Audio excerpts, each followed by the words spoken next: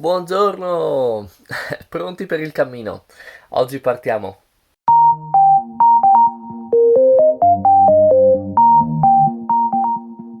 Per chi non lo sapesse, oggi partiamo per un cammino di 115 km sulla costa friulana. E parlo al plurale, sempre se non lo sapeste, perché con me in questo viaggio verrà mia sorella Letizia. Adesso la andiamo a prendere. E partiremo da Muggia, quindi scendiamo in macchina fino a Muggia e poi partiamo per il cammino. Ehi, pronta? Sì. Comoda? Un sacco. Boh, ci vediamo direttamente a Muggia. Ed eccoci a Muggia. Stamattina facciamo un giro in città, nel primo pomeriggio partiamo per il cammino.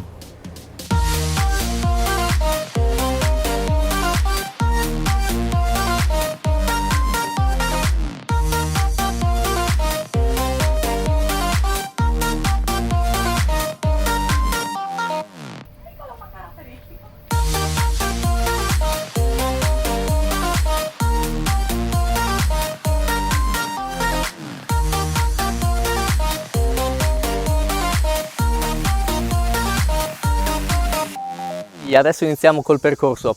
Qui in realtà ci siamo spostati a Lazzaretto, dove è il reale inizio della Via Flavia, non a Muggia. E inizia proprio con questo cartello, che è il cartello che determina la fine del Cammino Italia, un altro cammino di 6.800 km se non sbaglio. E questo è il simbolo che dovremo seguire lungo il percorso, la freccia gialla con scritto VF.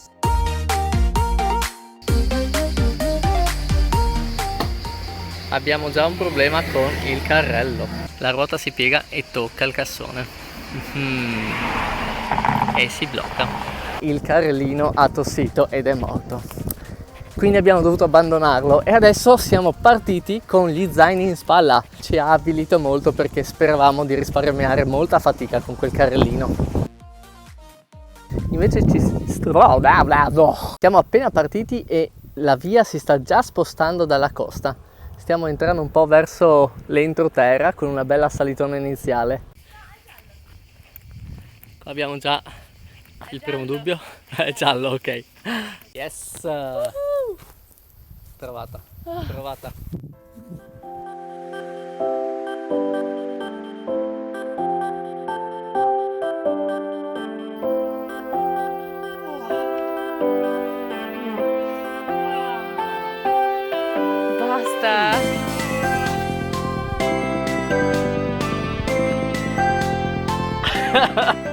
Non stavo registrando. Adesso sì. Sono le 3:50 del giorno 1. Stiamo bene. Sì, siamo nel boschetto. Purtroppo non c'è la vista mare perché è un po' coperto dalle foglie, però comunque...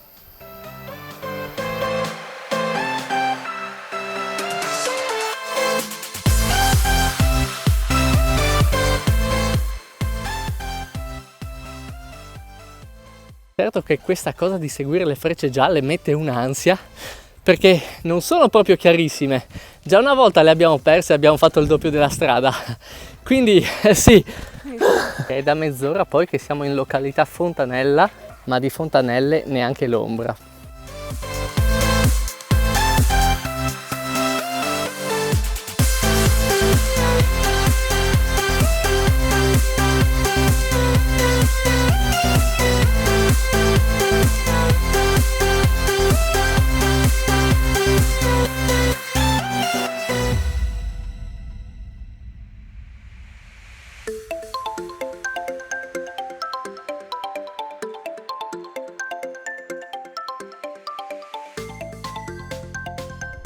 La Basilica di Santa Maria Assunta è l'unico edificio sopravvissuto dell'abitato medievale di Muggia Vecchia. La sua presenza è ricordata in alcuni documenti del XIII secolo, ma tecnica costruttiva da Siletti.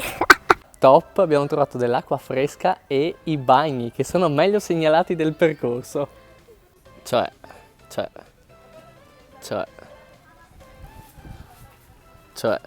E sono le 5:40 e adesso ripartiamo verso la seconda tappa.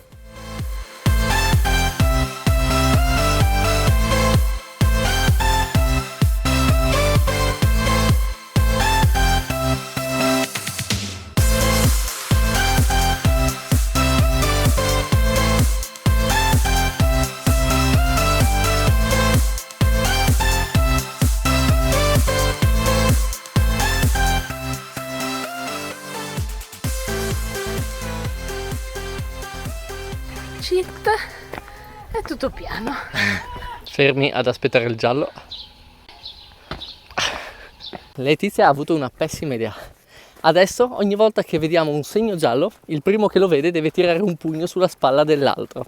Perché le spalle non ci fanno abbastanza male già così, no? Bianco e blu, via Italia. Ma niente giallo. Niente giallo. Tra l'altro ci aspettavamo un sacco di mare, invece fino adesso abbiamo visto solo monti e boschi. Sono le 7:15 e facciamo pausa cena. Buon appetito. Il sito che parlava della Via Flavia, su cui mi sono informato, diceva che nella prima tappa, il primo giorno, si dovrebbe raggiungere Bagnoli della Rosandra, passando per i laghetti delle Noghere. Ma sono 4 ore che camminiamo, non abbiamo raggiunto neanche i laghetti. Qualche dichiarazione per gli osservanti? Mi punge il sudore. Ripartiamo. Ripartiamo. Simone, stanotte lo ammazzo. Se non la smette di cantare, giuro che lo soffoco mentre dorme perché non...